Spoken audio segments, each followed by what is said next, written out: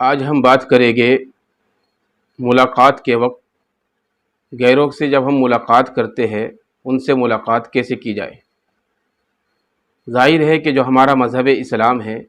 ہمیں ہمارے مذہب نے جینے کا ایک طریقہ اور سلیقہ سکھایا ہے، اور ایک دوسرے کے ساتھ ہمیں کیسے تعلق رکھنا ہے یہ بھی ہمیں سکھایا ہے۔ اور یہ بات ہم سبھی جانتے ہیں، جب ہم کسی سے ابتداءً ملاقات کرتے ہیں، ابتداءً کسی کو دیکھتے ہیں یا اس سے ملاقات کرتے ہیں تو ہم کوئی نہ کوئی الفاظ کہتے ہیں۔ ہماری شریعت میں تو یہ ہے السلام قبل الکلام، یعنی بات کرنے سے پہلے سلام کریں۔ لیکن ہم جس سوسائٹی کے اندر جیتے ہیں تو ہمارے اس سوسائٹی میں کئی طرح کے لوگ رہتے ہیں جن سے ہماری ملاقات ہوتی ہے، جن کے اندر غیر مسلم بھائی ہیں۔ تو اب ہم ان جو ہمارے غیر مسلم بھائی ہیں، ہمارے تعلقات میں ہیں، ان سے ہم کیسے ملیں، ان کو ہم سلام کیسے کریں۔ اور ایک دوسری بات یہ ہے کہ جب ہمارے غیر مسلم بھائی ہم سے ملاقات کرتے ہیں تو ہم نے یہ دیکھا ہے کہ عام طور پر نمستے یا نمسکار کہتے ہیں، اور ہم نے یہ بھی دیکھا ہے اپنے مسلمان بھائیوں کو کہ وہ بھی اس کے جواب میں نمستے یا نمسکار کہہ دیتے ہیں۔ تو اہم مسئلہ نمستے یا نمسکار کا ہے کہ جو غیر مسلم بھائی ہمیں نمستے نمسکار کہتے ہیں، ہم ان کے جواب میں نمستے یا نمسکار کہہ سکتے ہیں یا نہیں، یا پھر ہم ان کو شروع میں ہی نمستے یا نمسکار کہہ سکتے یا نہیں۔ یہ بہت اہم مسئلہ ہے، اس لیے بہت توجہ کے ساتھ سنیں۔ تو یہ بات اپنے دماغ میں بٹھائے اور یہ بات واضح رہے کہ جو ملاقات کے مخصوص کلمات ہوتے ہیں، ہر مذہب کے اندر ہوتے ہیں، ہر قوم کے اندر ہوتے ہیں جن کو استعمال کرتے ہیں، تو ان الفاظوں کی دو حیثیتیں ہیں۔ نمبر ایک پہ کیا ہے؟ پہلی حیثیت ان کے لغت کے اندر معنی ہے،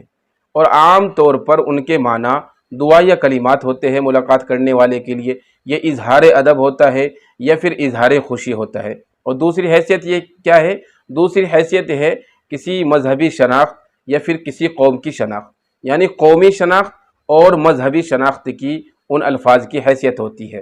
اور یاد رہے کہ غیر مسلم سمیت تمام مسلمانوں سے جو ہم ملتے وقت دعائیہ کلمات یا مسنون کلمات کہتے ہیں، ان کے علاوہ جو دوسرے کلمات ہیں جن کے لغت میں معنی صحیح ہے تو وہ کہنے کی گنجائش ہے، یعنی ان کے اندر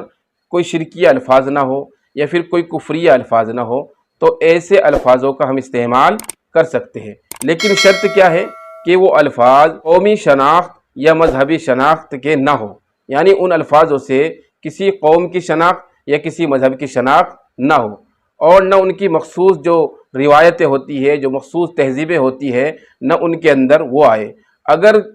ان الفاظوں سے کسی قوم کی شناخت یا مذہب کی شناخت ہوتی ہے یا پھر ان کی مخصوص جو روایتیں جو تہذیب ہوتی ہے وہ ان کے اندر جھلکتی ہے، تو پھر ایک مسلمان کے لیے تمام الفاظوں کے کہنے کی گنجائش نہیں ہے۔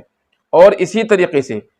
جو صورت مسئلہ ہے یعنی کہ نمستے اور نمسکار کی، تو یہ ہمارے جو ہندو بھائی ہے، ہمارے غیر مسلم بھائی ہے، ان کے خاص کلمات ہیں، تو لہٰذا ایک مسلمان کے لیے ان کے خاص جو کلمات ہیں نمستے یا نمسکار کہنا یہ بالکل بھی جائز نہیں ہے۔ ہمارے مذہب نے تو ملاقات کے وقت جو ہمیں طریقہ سکھایا ہے وہ سلام کرنے کا سکھایا ہے، اور یاد رہے کہ سلام سے زیادہ کوئی بہتر کلمات نہیں ہو سکتے جن سے آپس میں محبت اور بھائی چارگی قائم ہو سکتی ہے۔ تو لہٰذا یہ بات یاد رکھے کہ ہم کسی کو نمستے یا نمسکار نہیں کہہ سکتے، یہ ہماری شریعت میں اس کی اجازت نہیں ہے۔ ہم دوسرے کلموں کا استعمال کر سکتے ہیں کہ جن کے اندر معنی بھی صحیح ہو اور جس کے اندر کفریہ یا شرکیہ کوئی بات نہ ہو، یا پھر جن الفاظوں سے کسی قوم یا کسی مذہب کی شناخت نہ ہوتی ہو، ایسے الفاظ ہم استعمال کر سکتے ہیں، جیسے آداب یا آداب عرض ہے، اور بھی اس طرح کے بہت سارے کلمات ہوتے ہیں۔ لیکن یہ ضرور دیکھیں کہ ان کلمات سے کسی قوم یا کسی مذہب کی شناخت تو نہیں ہو رہی ہے،